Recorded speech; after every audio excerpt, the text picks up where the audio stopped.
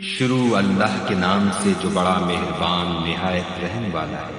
اے محمد صلی اللہ علیہ وآلہ وسلم، جو کپڑے میں لپٹ رہے ہو، رات کو قیام کیا کرو مگر تھوڑی سی رات، یعنی نصف رات یا اس سے کچھ کم یا کچھ زیادہ، اور قرآن کو ٹھہر ٹھہر کر پڑھا کرو۔ ہم عنقریب تم پر ایک بھاری فرمان نازل کریں گے۔ کچھ شک نہیں کہ رات کا اٹھنا نفس بہیمی کو سخت پامال کرتا ہے، اور اس وقت ذکر بھی خوب درست ہوتا ہے۔ دن کے وقت تو تمہیں اور بہت سے شغل ہوتے ہیں، تو اپنے پروردگار کے نام کا ذکر کرو اور ہر طرف سے بے تعلق ہو کر اسی کی طرف متوجہ ہو جاؤ۔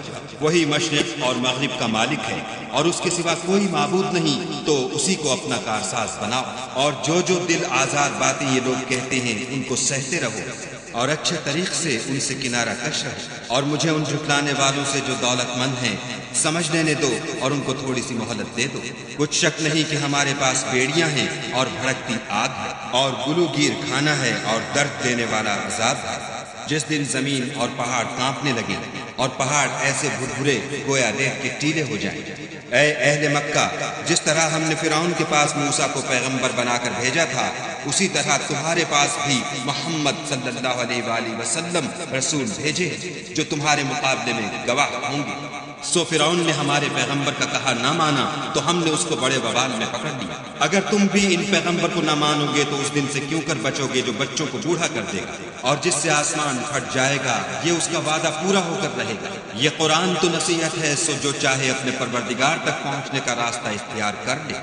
تمہارا پروردگار خوب جانتا ہے کہ تم اور تمہارے ساتھ کے لوگ کبھی 2/3 رات کے قریب اور کبھی آدھی رات اور کبھی 1/3 رات قیام کیا کرتے ہو، اور خدا تو رات اور دن کا اندازہ رکھتا ہے۔ اس نے معلوم کیا کہ تم اس کو نبھا نہ سکو گے تو اس نے تم پر مہربانی کی، بس جتنا آسانی سے ہو سکے اتنا قرآن پڑھ لیا کرو۔ اس نے جانا کہ تم میں بعض بیمار بھی ہوتے ہیں، اور بعض خدا کے فضل یعنی معاش کی تلاش میں ملک میں سفر کرتے ہیں، اور بعض خدا کی راہ میں لڑتے ہیں، تو جتنا آسانی سے ہو سکے اتنا پڑھ لیا کرو، اور نماز پڑھتے رہو اور زکوٰۃ ادا کرتے رہو، اور خدا کو نیک اور خلوص نیت سے قرض دیتے رہو، اور جو عمل نیک تم اپنے لیے آگے بھیجو گے اس کو خدا کے ہاں بہتر اور صلے میں بزرگ کر پاؤ گے، اور خدا سے بخشش مانگتے رہو، بے شک خدا بخشنے والا مہربان ہے۔